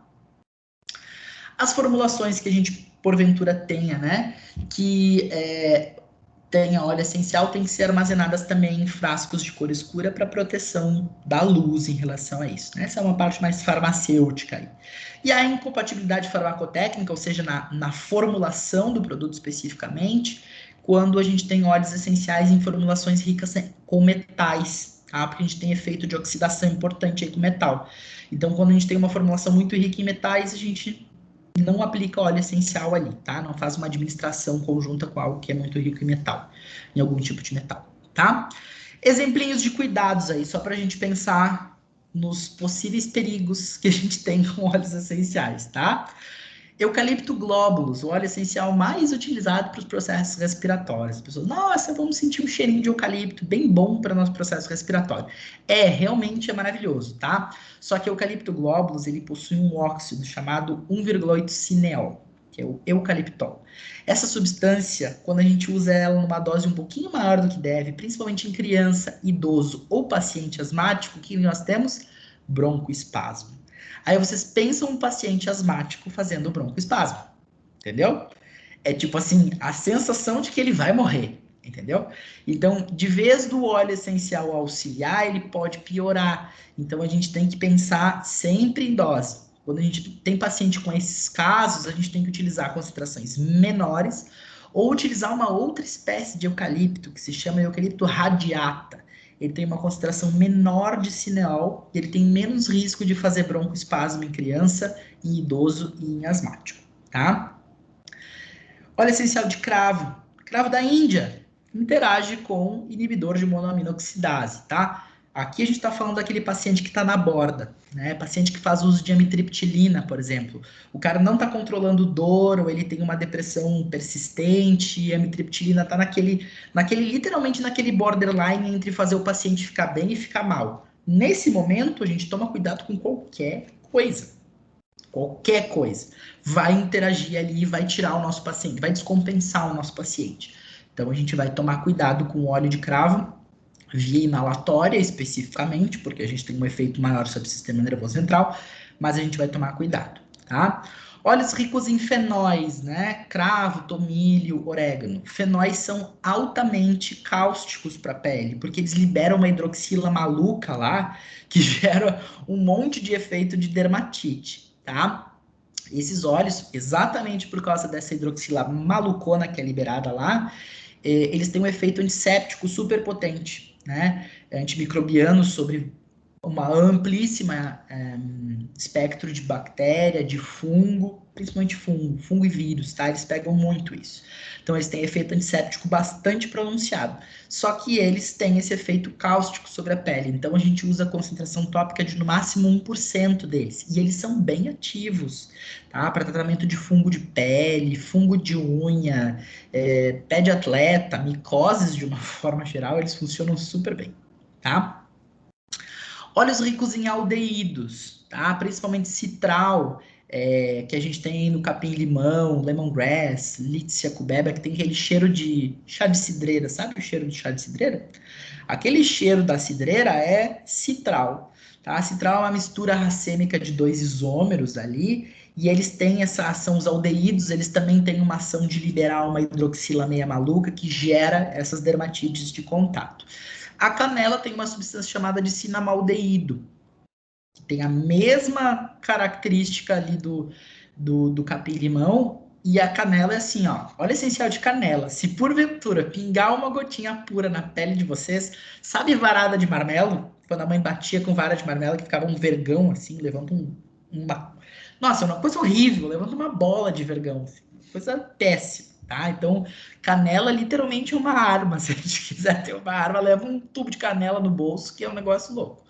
Tá? Então, a gente usa ele para aquecer, por exemplo, regiões que são inflamadas por doenças autoimunes, bursite, tendinites. A gente pode utilizar a canela, é muito bom para trabalhar com essas questões de manuseio de dor, porque ela aumenta a temperatura local, aumenta fluxo venoso no local também, mas a gente tem que tomar cuidado com a dose, porque ela queima, tá? Ylang-ylang tem um potencial alergênico, principalmente para pessoas que já têm uma sensibilidade maior a produtos, já tiveram dermatite de contato ou têm dermatite de contato, tá? Ylang-ylang a gente toma cuidado, é um óleo bastante floral e ele também tem um efeito hipotensor, tá? O ylang-ylang ele é pontualmente hipotensor até por via inalatória, tá? Eu já peguei mais de uma vez gente passando mal com difusão ambiental de ylang-ylang por a pessoa já ser naturalmente hipotensa, né? Aí faz a exposição e ela passa mal com isso, tá? Óleos ricos em cânfora, como alecrim, por exemplo, né? Contraindicados em hipertensos, grávidas e portadoras de epilepsia, tá? A manjerona e o ylang-ylang, como eu falei, são hipotensores. Óleos cítricos, ricos em furano-cumarinas. Óleo cítrico a gente aplica na pele e a gente espera 8 horas para exposição solar depois, porque pode haver queimadura solar, principalmente limão e bergamota, tá? São os dois cítricos que mais vão ter concentração de furano-cumarinas aí e mais vão ter risco de causar queimadura especificamente na pele, tá? Pode passar aí, Felipe. Óleos ricos em cetonas. Cetonas têm uma ação neuroativa bastante importante, podem ser bastante neurotóxicas, tá? Artemisia, Salvia dalmaciana, Arruda, Tuia-maçã, são espécies que geram bastante efeito neurotóxico. A concentração de uso é baixíssima dessas plantas, desses óleos essenciais especificamente, tá? A gente tem noz moscada rica em miristicina. Miristicina é uma substância super alucinógena, tá? Então, óleo essencial de noz moscada, temos que ter cuidado, tá? Porque é um negócio meio complicado de fazer uso. Realmente as pessoas começam a ver gnomos com uso até mesmo inalatório em altas concentrações, tá? Óleos ricos em linalol e limoneno. Linalol é um álcool, limoneno ele é um monoterpeno, são substâncias que eles atuam como recaptadores de serotonina, tá? Eles fazem uma modulação de recaptação. O linalol, em específico, que está presente na lavanda, ele também tem uma ação sobre um canal chamado de NMDA, tá? É um canal de glutamato. ele acaba inibindo a fixação do glutamato nesse canal e ele acaba tendo um efeito sedativo por causa disso, tá? Porque ele inibe aquele efeito excitatório do glutamato. É por isso que a lavanda tem esse efeito sedativo. Mais antigamente, a gente achava que a lavanda tinha efeito sedativo por causa de canal GABAérgico, efeito GABAérgico, né? Se descobriu que, na verdade, a ação GABAérgica dela não é muito importante. Na verdade, o mais importante é esse canal NMDA mesmo, tá? O limoneno não. O limoneno ele já tem uma ação um pouquinho mais específica GABAérgica, tá? O que acontece aqui no meio desse caminho é o seguinte: se a gente tem um paciente que já tomou um montão de antidepressivo, tá? Não é aquele paciente que faz um antidepressivo tranquilo, é aquele cara que faz terapia combinada, né, de antidepressivo. O cara já tá modulando um monte de coisa. A gente não vai enfiar mais uma para modular ali no meio, tá? A gente vai estar recaptando serotonina, risco de síndrome serotoninérgica é existente, então a gente não vai mexer. Lavanda nem sempre acalma todas as pessoas, tá? Primeiro porque a gente tem que saber qual que é a espécie de lavanda que a gente está falando. Lavanda calmante é só a francesa. As outras lavandas que nós temos, principalmente lavanda do Brasil, é rica em cânfora, ela é excitatória, tá? Então, usar óleo de lavanda, a gente tem que saber qual lavanda a gente está usando, primeira coisa. Segunda coisa, não são todas as pessoas que acalmam com lavanda. Lembrem que a gente tem aqueles receptores de serotonina, né? A gente tem receptores de serotonina que são sedativos, a gente tem receptores de serotonina que são excitatórios, tá? Algumas pessoas, pelas suas questões enzimáticas, usam a lavanda e elas acessam canais excitatórios. E aí a pessoa, de vez de sedar com lavanda, ela estimula com lavanda. E aí a gente tem uns efeitos que não são nada bons. A experiência da pessoa não é legal. E aí o que que a gente faz? A gente usa limoneno junto. A gente mistura essa lavanda com uma laranja doce, cheio de limoneno. Porque daí a gente tem certeza que a gente vai pegar canal de serotonina que é sedativo. Tá? Então, na verdade, o limoneno ele protege a lavanda para ela efetivamente ter um efeito exclusivamente sedativo e a gente não pegar esses possíveis efeitos rebotes que podem acontecer aí no meio do caminho. Tá? Então, às vezes, a gente tem umas coisas assim. E nem sempre a gente dá óleo teoricamente sedativo para pessoa que é agitada. Às vezes a gente tem que dar um óleo estimulante para pessoa que é agitada. Daí a gente fica pensando, nossa, mas por quê? Lembra em córtex pré-frontal, né? Às vezes a gente precisa ativar a córtex pré-frontal para ele manter a amígdala lá do nosso cérebro sedadinha, porque a amígdala é maluca. Joga lá aquele eixo do hipotálamo com adrenal, libera um monte de adrenalina no nosso corpo, e a amígdala, ela é aquela, como é que a gente pode dizer, né? Ela é aquela menina levada, né? A amígdala ela é sempre muito ela é muito espirituosa, né? E ela precisa ser mantida sob controle. E quem mantém a amígdala sob controle é o córtex pré-frontal. E às vezes a gente tem que ativar esse córtex pré-frontal para ele manter essa amígdala. E para a gente fazer isso, a gente não pode utilizar um sedativo, a gente tem que utilizar uma coisa que é um pouco mais estimulante, né? O mecanismo da Ritalina, por exemplo, né? A Ritalina faz exatamente isso, vai ativar o córtex pré-frontal para manter aquela amígdala quietinha, bonitinha lá, e a gente diminui aquele efeito do tique e tudo mais, né? Então, às vezes a gente precisa disso. A medicina tradicional chinesa já fala sobre isso, da cânfora, né? A cânfora sendo utilizada para diluir mucosidades, inclusive mucosidades mentais, clarear a mente. Na medicina tradicional chinesa, eles usam a cânfora para acalmar. E daí a gente fica pensando, meu Deus, como que cânfora calma? Por causa disso. Porque ela ativa córtex pré-frontal e diminui a amígdala. Mas não é toda pessoa que tem este problema específico. Então, o que a gente tem que fazer? Anamnese, abordagem integrativa, cada pessoa é uma pessoa, cada paciente é um paciente, é isso que a gente tem que ver, tá? Vamos lá para o próximo slide. Aqui eu trouxe alguns estudos científicos, assim, bem assim, basiquinhos para vocês verem, só por um motivo. Ai, mas aromaterapia é pseudociência, ninguém estuda aromaterapia, não existe evidência científica nenhuma, não tem estudo clínico randomizado, não tem nada. Quando a pessoa te aborda com uma dessas perguntas ou indagações, a gente chega para ela e pergunta para ela assim, ó, tu já pesquisou em alguma base de dados sobre aromaterapia? Se a pessoa te disser, sim, já pesquisei, tu chega para ela e pergunta, qual que foi a base de dados que tu pesquisou? Se ela for um pouquinho mais inteligente, ela vai dizer, sei lá, PubMed. E aí tu vai dizer, qual que é as palavras-chave que tu usou? Cara, não tem como ela sobreviver a essas três coisas. entendeu? E uma delas ela vai gaguejar para ti, e aí tu vai ter certeza que ela não pesquisou. E ela tá falando aquilo como a massa toda fala, que não há evidência científica, tá? Tem muita evidência científica, tá? Tem muito estudo clínico randomizado com óleo essencial. Aromaterapia, principalmente para efeito de sistema nervoso central. E a gente tem que entender o seguinte: muitas vezes a gente tem estudo que é feito considerando o metabólito ativo e não o óleo essencial específico.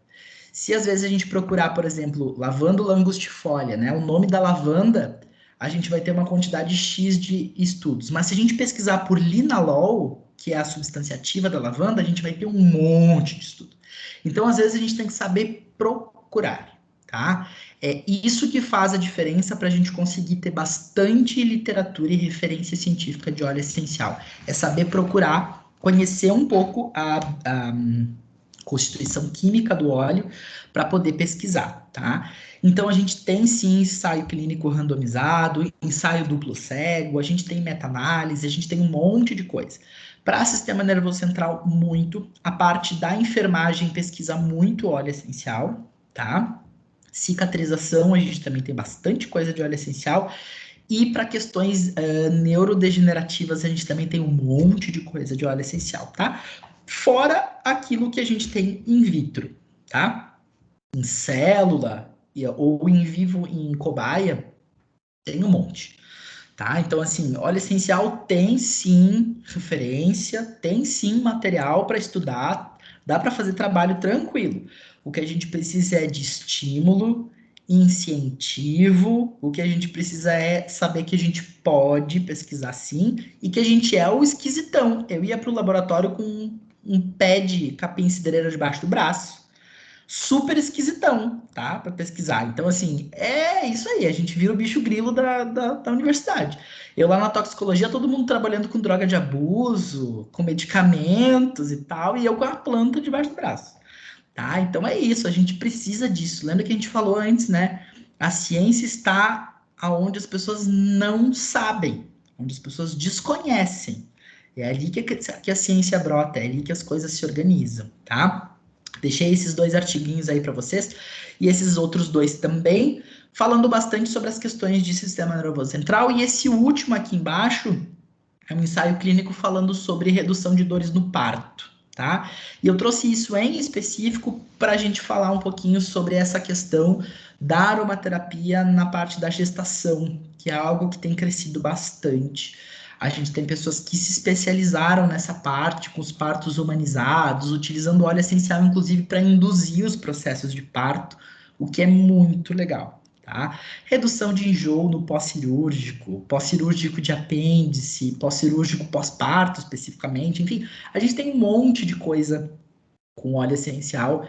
É um mundo amplíssimo. Se vocês quiserem trabalhar com ele de uma forma clínica, super fisiológica, dá. Se vocês quiserem trabalhar com ele numa vibe super energética, holística, dá. Se vocês quiserem trabalhar numa parte super mental, dá. Tudo dá. A aromaterapia é muito versátil, tá?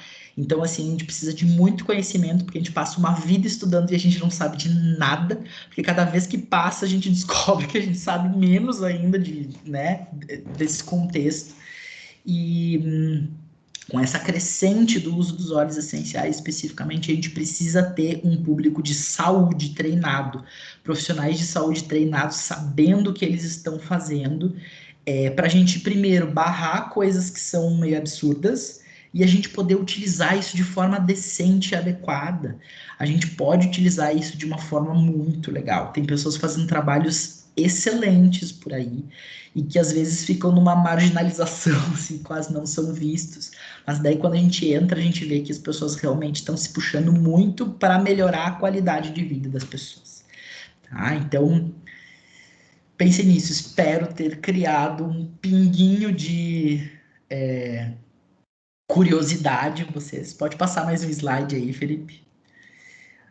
Meus contatos, se vocês quiserem entrar em contato comigo, tem meu site, tem minha rede social, tem meu e-mail. Fico super disponível para vocês. Agradeço muito o convite da Prof. Edna. Eu vou abrir uns minutinhos para vocês fazerem perguntas, porque eu sei que talvez vocês tenham, então eu tentei correr agora no final para deixar as perguntas, tá? Mas fico super disponível para vocês sempre que precisarem. Eu sou um entusiasta de prática integrativa. Falou de espiritualidade, eu tô lá. Falou de prática integrativa, eu tô também, tá? Então a gente sempre dá um jeito. Uma outra coisa que eu queria lembrar para vocês é que nós teremos em novembro agora um evento na Unisc, em Santa Cruz, na Universidade de Santa Cruz do Sul, que é o simpósio, não, é o Congresso Sul-Brasileiro de Plantas Bioativas, segundo Congresso Sul-Brasileiro de Plantas Bioativas, e o 16º Encontro Técnico de Plantas Bioativas do Estado.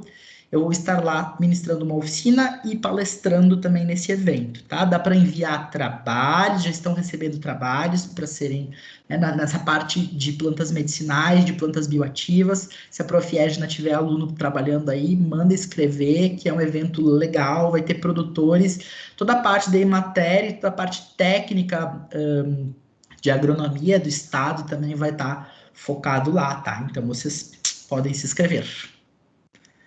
Certo? Estou disponível para perguntas agora. Bom, a nossa diretora, a Elis, ela deixou um form aí no chat, né, para o pessoal fazer as perguntas de forma anônima. Mas primeiro temos uma pergunta ali do Dr. Éder. Vou deixar ele fazer primeiro. Boa noite a todos. Primeiro, muito obrigado pela palestra, César. Sensacional. É um mundo realmente novo, para mim, especialmente, particularmente, acho que para muitos de nós, acho que é uma realidade diferente. A pergunta que tem aleatória até eu que fiz, foi anônima, mas porque eu estou num dispositivo diferente, depois a gente pode até trabalhar mais sobre isso. Mas, assim, uma das coisas que eu defendo é uma correta regulamentação e formação desse profissional. Então, assim como quando eu quero ir numa boa dermatologista, não só eu vou na minha esposa, mas eu vou no site do conselho e vejo que no site do Conselho Regional de Medicina ela está lá categorizada não só com CRM ativo, mas com o R, que é o registro no quadro de especialistas para dermatologia. A pergunta, até a Elis pode fazer depois, mas versa sobre isso. Que tipo de regulamentação os conselhos de farmácia fazem para esse profissional para evitar um pouco da prescrição desse tipo de terapia pela quarta via, que eu brinco? Tu disseste 3, né? Inalatória, tópica e às vezes oral, mas às vezes o pessoal vai pela quarta via, que é a via das dúvidas, ou a via do desespero, ou a via mais fácil, né? Então, assim, 2 perguntas em uma, e a Elisa, até se quiser ler depois, pode complementar, porque é minha, assim, como que a gente pode escolher um bom profissional, ou como que eu posso ter certeza que eu estou na frente de um bom profissional, visto, acho que como tu deixaste bem claro, que a gente não conhece muito ainda dessa área, é uma área nova de conhecimento. E, de novo, reiterando, muito obrigado, nossa, aprendi demais, e aula boa é essa, que não responde. A aula boa, ela gera perguntas, então tu me geraste várias, eu vou atrás das respostas. Obrigado. Que bom, fico feliz. Muito bem, em relação às regulamentações, tá? O que a gente tem para práticas integrativas? A gente tem os conselhos profissionais da área da saúde gerando as suas regulamentações há pouco, tá? As regulamentações estão saindo. De uma forma geral, boa parte dos conselhos profissionais criaram uma regulamentação grande, guarda-chuva, para PICs, práticas integrativas. E lá está escrito que, por exemplo, o nutricionista para trabalhar aromaterapia, ele precisa ter um curso de formação de 90 horas, de 120 horas, né? Isso está determinado nos conselhos de classe. A pessoa vai lá, faz o curso de formação, o conselho de classe aprova ou não aquele curso e a pessoa recebe o carimbo na sua carteira profissional, tá? O conselho de farmácia em específico é um conselho bem chato para esse tipo de coisa. A gente tem uma regulamentação guarda-chuva que fala sobre práticas integrativas como um todo, mas nós estamos tramitando especificamente com uma habilitação específica do profissional farmacêutico como aromaterapeuta, tá? Como uma especialidade farmacêutica mesmo, tá? Então, o que a gente tem nisso? A gente consegue consultar os profissionais que tenham cursos de habilitação nas suas áreas, né? Então, tu entra lá no conselho, vê se o profissional tem o CRF dele ativo, né? Ou sei lá, o da nutrição, CRM, enfim, né? Consegue ver se o profissional está ativo e a gente consegue ver se ele tem lá na carteira dele um carimbo específico sobre aquela especialidade que ele está exercendo, tá? Cada conselho vai dar uma carga horária específica para aquilo. No curso de farmácia, especificamente, a gente tem uma carga horária menor para aromaterapia e para fitoterapia. Na verdade, fitoterapia a gente já nem tem mais a especialização necessária para farmácia, porque a grade curricular do profissional farmacêutico já é, na verdade, é o único profissional da área da saúde que tem na sua formação de base disciplinas relacionadas a plantas medicinais, né? Então, as farmacognosias, farmacobotânica, introdução à fitoterapia, a gente tem na formação de base, que é uma coisa que não acontece com os outros profissionais da saúde. Então, isso é considerado no Conselho de Farmácia como um plus para o profissional farmacêutico, né? Assumir essa frente relacionada a plantas medicinais. Geralmente, os outros profissionais precisam de algum tipo de especialização ou cursos de mais horas, mas a farmácia, exatamente pelo fato de querer prevenir um pouco essa coisa meio abusiva e desavisada, entrou com esse projeto para poder fazer essa aprovação do farmacêutico ter pelo menos mais um curso de 80 horas, além da sua formação de base, específica em aromaterapia, para poder aplicar isso, tá? Então, isso já está tramitando, na verdade.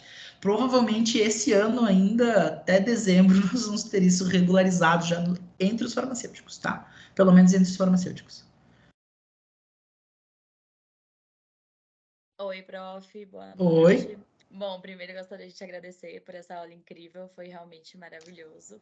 E agora eu vou ler algumas perguntinhas que enviaram aqui no Forms. Bom, a primeira pergunta foi: a extração do óleo essencial por CO2 seria a mais pura possível, já que é a mais próxima da forma em que se enconra na planta?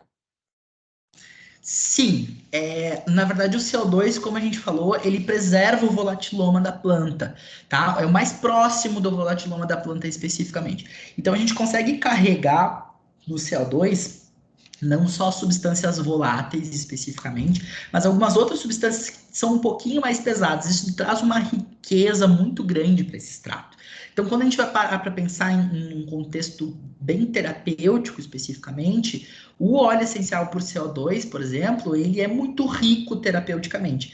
Um exemplo, óleo essencial de pimenta malagueta. Tá? A pimenta malagueta tem uma substância chamada de capsaicina, tá? Que é aquela substância picante da pimenta, né? Que pode ser utilizada, inclusive, para processos relacionados a dor neuropática pós-herpética, artrites, questão de bursite, crescimento de cabelo, melhora a vascularização. A gente tem vários efeitos da capsaicina especificamente, né? A gente só consegue extrair capsaicina por CO2. Se a gente destila pimenta, a gente não pega capsaicina. Então, eu não tenho esse efeito terapêutico provindo daí, tá? Então, às vezes, a gente precisa especificamente do fluido em CO2, a gente precisa da extração em CO2 para pegar certas substâncias bioativas daquela planta, né? Para isso. Só que isso gera um efeito, uma questão toxicológica importante. Por exemplo, o óleo essencial extraído por CO2 de pimenta tem em torno de 50% de capsaicina, tá? Quando a gente faz um produto de uso tópico, por exemplo, para uma dor neuropática, a gente usa 0,02% de capsaicina. Pensem a diferença de dose, né?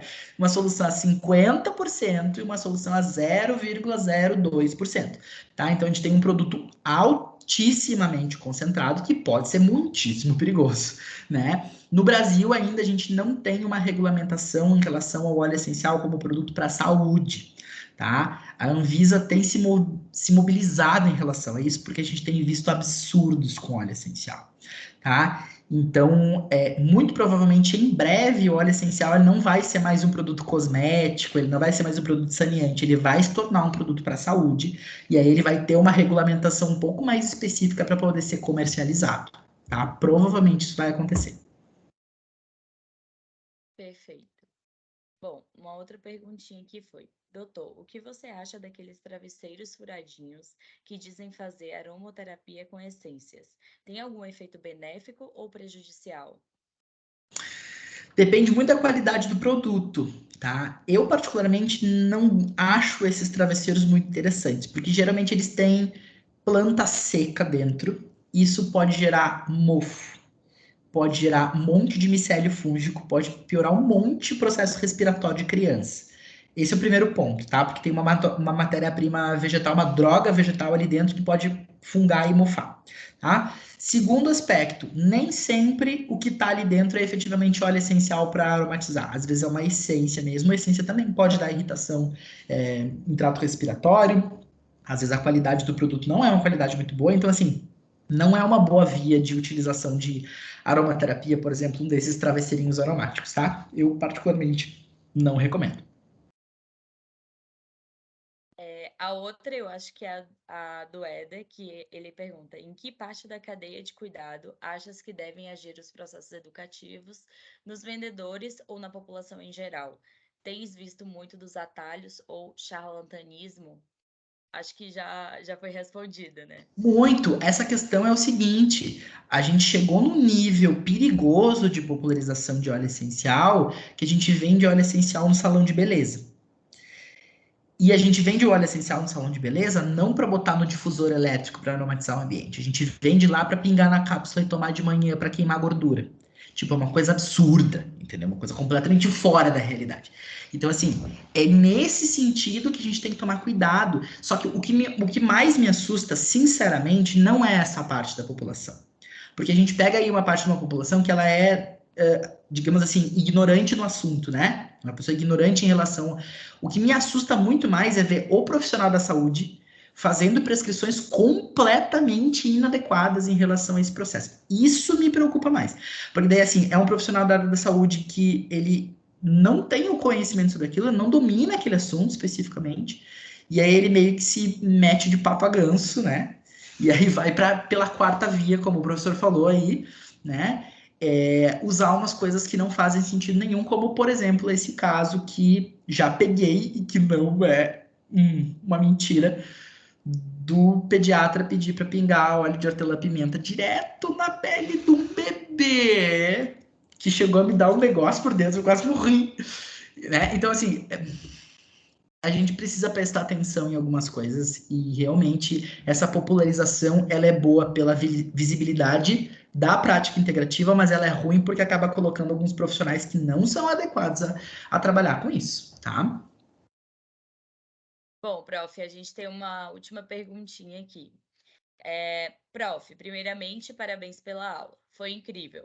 Pensando como você falou em individualizar cada paciente, existe o óleo essencial adequado para ser usado no difusor de ambiente? Por exemplo, com intenção de relaxamento, uso para dormir? Sim, aí a gente também sempre pensa o seguinte, né? Que óleo essencial é bom para quem e não para o quê, tá? Aí é que a gente individualiza o processo, porque a gente estava falando, por exemplo, lavanda de uma forma geral, as pessoas usam lavanda para sedar, para acalmar, para dormir, mas às vezes o paciente não é o cara mais indicado para usar aquela lavanda, ele vai ter que utilizar uma outra substância, entendeu? Então, assim, a receita pronta, ela não funciona muito na aromaterapia, tá? A individualização é sempre a chave do processo. Mas a gente tem casos clássicos, né? Lavanda, camomila. O básico que é bem seguro, tá? Para dormir à noite é a lavanda com a laranja doce, linalol com limoneno. Junta os dois que ele é bem tranquilo, tá? Todo mundo vai sedar igual, não vai ter efeito adverso, não é tão tóxico, é ótimo, bem tranquilo. Tá? A gente pensa que limoneno aí faz metabolismo de fase 1 só, excreta rapidinho, linalol excreta rapidinho, efeito tóxico é bem mais fácil de manejar esses processos, tá? Quando a gente tem alguns outros óleos essenciais é complicado. Mas uma questão toxicológica que é importante de falar é o uso de difusão ambiental em pessoas que têm bichinho de estimação em casa, tá? Gato, principalmente, não faz metabolismo de fase 2. Então, substâncias que precisam de metabolismo de fase 2 intoxica gato muito rápido, né? Então, óleo rico em fenol, tipo, Os cravo, canela, tomilho, eucalipto, louro, não dá para fazer difusão perto de gatinho, porque gato intoxica rápido. E o sintoma clássico do gato intoxicado é vomitar. Só que gato vomita bola de pelo o tempo todo. Então a pessoa não se dá conta de que o bicho está intoxicado. Só vai dar conta de que o bicho está intoxicado lá na frente. É tipo a gente, né? Ah, mas eu tomo minhas cápsulas de óleo essencial com 3 ml de óleo essencial todos os dias e eu tô ótimo. Tá ótimo, daqui um pouquinho já não vai mais estar. Entendeu? Então, assim, cara, tem um vídeo que é um negócio impressionante de uma profissional da saúde do estado, que ela pinga um monte de gota assim dentro de uma cápsula, e daí ela toma, e aí depois ela faz um negócio na água e toma também, e daí ela faz um molho com um negócio e passa em cima de um peixe para comer. Eu fiquei pensando, essa pessoa, ela deve arrotar óleo essencial o dia inteiro. Tu pensa um negócio que é super aromático. Daí tu toma, sei lá, uma quantidade super enorme daquilo, a pessoa exala o cheiro daquele negócio, ela rota perfume. Eu digo, não, gente, a pessoa é completamente sem noção. Aí eu olho para aquilo e me dá uma coceira, sabe? Me dá uma coisa, eu fico chocado. E daí a pessoa diz, não, mas é porque a minha marca, o produto ele é super puro, e daí porque ele é super puro, ele não tem efeito tóxico. Daí eu pensei isso. Mas o efeito terapêutico e o efeito tóxico estão na mesma substância, na mesma molécula. Se ele não tem efeito tóxico, ele não tem efeito terapêutico. Ou ele tem uma coisa, ou ele tem a outra. Os dois não tá dando aí no meio do caminho. Então, às vezes, a gente ouve umas burradas, assim, das pessoas. As pessoas dão umas bolas fora que tu pensa, ai, esse é ruim, esse aí não ornou essa explicação, não deu muito certo. Daí eu, cara, tá bom. Medo. O que eu sinto, às vezes, realmente, nesse mundo é um pouco de medo. Prof, era isso. As perguntas aqui no Forms acabaram. Professor e doutor Éder, não sei se tem alguma pergunta, porque ele está com a mãozinha levantada. Mas... É só um pequeno comentário. Eu estou fazendo uma aromaterapia com vitis vinífera aqui, então não vou ligar a câmera por enquanto. Mas... tu falaste sobre o pessoal no salão de beleza prescrevendo óleo essencial e etc e tal. Então, por isso que, inclusive, eu disse das questões regulamentatórias, que, de novo, por parte da patroa dermato, assim, em salão de beleza, o que se prescreve, não só de óleo terapêutico, óleo essencial, perdão, como de preenchedor, como de toxina botulínica, outras coisas, tipo no salão de beleza, assim, numa cadeira. Então, assim, as coisas, por isso que eu te disse do atalho e por isso que eu te disse da regulamentação e fiscalização, porque eu acho que em algum momento a gente está caminhando em caminhos muito perigosos e tenebrosos, e por isso talvez a informação da população, claro, as necessidades às vezes financeiras e desejos têm que ser bem trabalhadas. Nossa, isso é uma discussão que vai mais uns 2 dias, né? Mais umas 3 garrafas de aromaterapia. Mas, assim, o cuidado que a gente tem que ter com a população que a gente trata dessas questões regulamentatórias, de que no consultório é uma coisa, agora embaixo do nosso nariz, no salão de beleza, está sendo oferecido, meu Deus, coisas das mais diversos tipos possíveis, assim. Era só mais um comentário provocativo do que a gente está vendo e o que está acontecendo por aí. E é exatamente isso que a gente tenta debater muito com o conselho de classe, porque muitas vezes o conselho de classe ele acaba segurando o profissional para o profissional não exercer uma determinada área, para o profissional se qualificar e tudo mais, só que ao mesmo tempo que a gente tem isso, a gente tem pessoas que não têm nenhum tipo de formação usando isso, né? Então a gente fica naquela questão de é preferível a gente ter uma pessoa que tem uma mínima noção trabalhando com aquilo ou uma pessoa que não tem noção nenhuma, né? Então, às vezes, no Brasil, a gente se baseia pelo menos pior, o que é horrível, né? Assim, o que é menos pior na saúde da população, né? Mas a gente tem caminhado para fortalecer esses movimentos, inclusive regulatórios e de fiscalização, e de fazer um trabalho de conscientização com os profissionais da área da saúde, com os profissionais que estão na linha de frente, o pessoal que atende na clínica lá, que pega o paciente usando aquilo, que às vezes o paciente não considera, porque ele acha que é um produto à parte. É tipo fitoterápico e chá. O cara vai no médico, ele dificilmente diz que ele tá tomando um chá, ou que ele tá tomando um fitoterápico, porque para ele, na cabeça dele, aquilo não serve para nada. Ou, tipo, não considera que vai ter um efeito com o medicamento, ou com o quadro de saúde da pessoa como geral. E muitas vezes a gente tem efeitos adversos acontecendo que a pessoa nem se dá conta de que aquilo é por causa do uso inadequado daquela planta, daquela substância de origem vegetal, que ela subentende como algo natural, né? Então, assim, por essa questão popular que a gente falou lá no início da história, a gente veio trazendo essa questão da popularização como algo que não faz mal também, né? E aí a gente pega alguns apelos industriais, assim, às vezes de umas empresas, daquela história de que, o meu é super puro, e porque ele é super puro, ele é super inofensivo, quando uma coisa não tem nada a ver com a outra, né? Então, assim, tipo, o meu paracetamol também é super puro, mas não significa que ele seja super inofensivo, entendeu? Sei lá, minha codeína é super pura, mas ela não é super inofensiva, entendeu? Então, assim, essas coisas que não são sinônimas, né? E aí vem a história da educação da população, da educação do profissional da área da saúde, de saber o que fazer nesse momento quando ele se depara com um quadro relacionado a isso, né? Para que a gente possa ter isso balizado e organizado de uma forma melhor. A gente tenta fazer muito esses movimentos, mas a gente sabe que é bastante difícil, porque em alguns momentos a gente se depara inevitavelmente com um marketing super agressivo de algumas empresas e que às vezes a gente não consegue vencer, entende? A gente tem um monopólio financeiro aí que, cara, eles estão tocando e eles não estão nem aí, entendeu? O objetivo deles é vender muito e eles vendem muito, né? Então, assim, porque os donos ali dessas empresas, eles não são profissionais da saúde, entendeu? É igual a indústria de medicamento. O dono não é profissional da área da saúde, o cara quer ganhar dinheiro, esse é o negócio. Então, ali no meio do caminho, a gente tem que estar sempre se balizando, e a responsabilidade é nossa como profissional da área da saúde. Essa é a nossa responsabilidade, né? De ficar de olho nas questões para ver se aquilo faz sentido, se aquilo não faz sentido. Não sei, não entendo o assunto. Bom, eu vou buscar então alguém que sabe, vou tirar uma dúvida, vou falar com uma pessoa e tal, né? Para a gente poder balizar isso.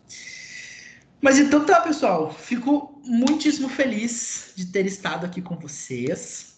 Foi incrível e, inclusive, antes de encerrar, queria agradecer de coração a presença do professor César.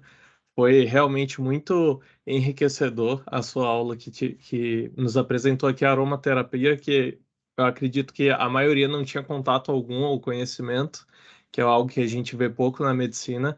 Agradecer de coração a sua presença e dizer que as portas da LAS estão sempre abertas, viu? Uma boa noite a todos, uma boa noite, doutora Edna e todos os ligantes, o doutor Éder. Uma boa semana. Obrigada. Excelente apresentação, César. Sem palavras. Como sempre, você sempre brilha, né? E que bom que você colocou essa sementinha, né? As pessoas que tiveram o privilégio de te ouvir, para a gente ter, né? Sermos uma frente